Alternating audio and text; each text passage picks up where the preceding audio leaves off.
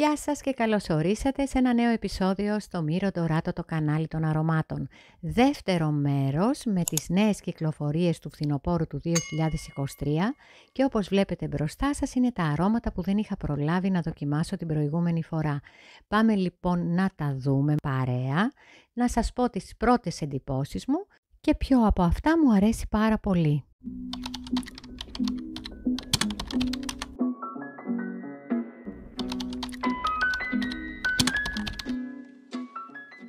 Η Prada μετά την επιτυχία του Paradox Eau de Parfum θέλησε να μας φέρει μία άλλη έκδοση πιο ενισχυμένη όπως λέει η ίδια η εταιρεία και εδώ βλέπετε μπροστά σας το Paradox Intense σε αυτό το υπέροχο μπουκαλάκι με αυτό το ζωηρό και καταπληκτικό χρώμα του υγρού που περιέχει μέσα.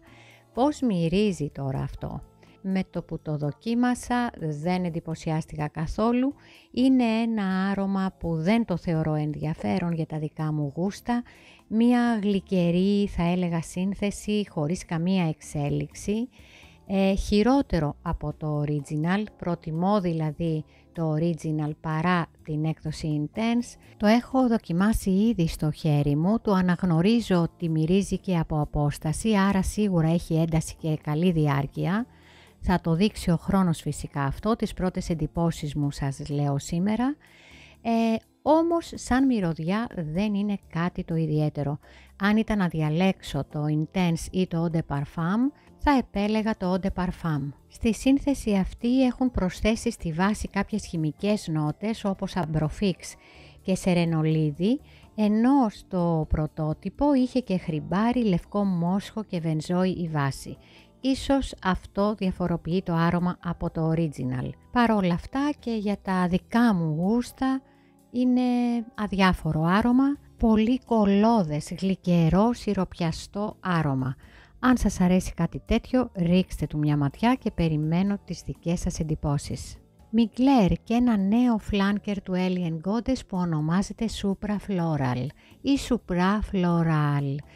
Εδώ είχα προσδοκίες, δεν σας το κρύβω, όμως το δοκίμασα, το φοράω ήδη στο αριστερό μου χέρι, δεν μου αρέσει καθόλου, είναι μία επανάληψη του Alien Goddess Eau de Parfum αλλά σε χειρότερη εκδοχή. Ειλικρινά δεν μπορώ να καταλάβω τι συμβαίνει με τη L'Oréal που καταστρέφει όλες τις εταιρείες που αγοράζει. Το συγκεκριμένο το θεωρώ περιττό, είναι ένα γλυκερό, λιγωτικό άρωμα, στο δέρμα μου δεν ταιριάξε καθόλου, μυρίζει άσχημα ειλικρινά και λυπάμαι πάρα πολύ γι' αυτό. Αν το έχετε δοκιμάσει, αν σε εσάς ταιριάζει περισσότερο, αν σας αρέσει, θέλω πάρα πολύ να μου γράψετε στα σχόλια τις εντυπώσεις σας για το Alien Goddess Supra Floral. Ελπίζω σε εσάς να κάθισε καλύτερα. Το θεωρώ περιττό φλάνκερ, επανάληψη, βαρετό και όχι ωραίο άρωμα. Παρόλο που όταν είχα διαβάσει τις νότες, οι οποίες είναι φραγκοστάφυλλο και άνθη κάκτου στο άνοιγμα, γιασεμί σαμπάκ και αθάνατο στην καρδιά και χρυμπάρι μόσχο και ρόδο της ερήμου στην βάση, θεωρούσα ότι εδώ θα εκπλαγώ.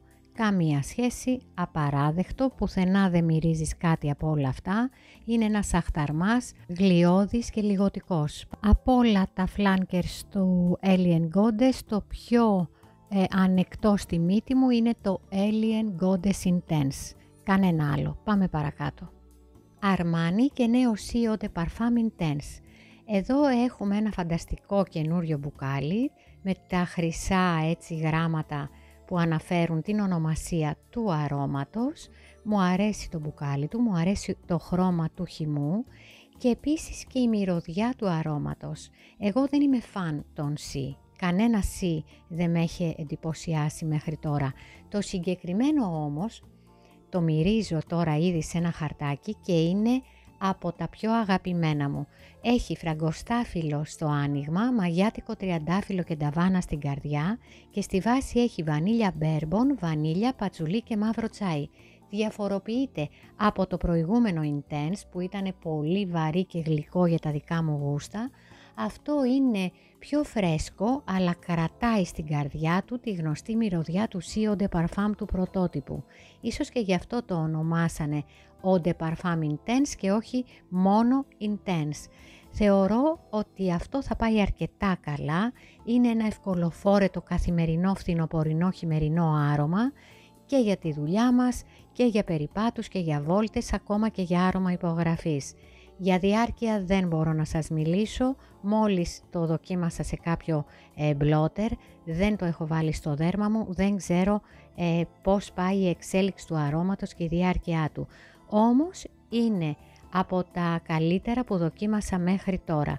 Νομίζω ότι αυτό θα αρέσει σε πάρα πολλές γυναίκες, ειδικά αν αγαπάτε τη σειρά C του Armani.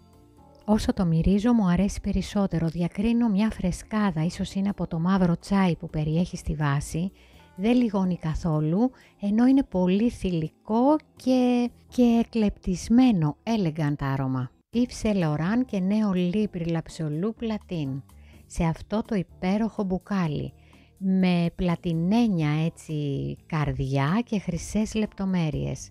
Μου αρέσει το μπουκάλι αυτό, μου αρέσουν γενικά τα μπουκάλια των Libre και πάμε να δούμε πώς μυρίζει. Έχει στο άνοιγμα αλδεΐδες περγαμόντο και μανταρίνο οράνζ, στην καρδιά έχει λεβάντα, μπλε λεβάντα και άνθη πορτοκαλιάς και στη βάση βανίλια και κεχριμπάρι.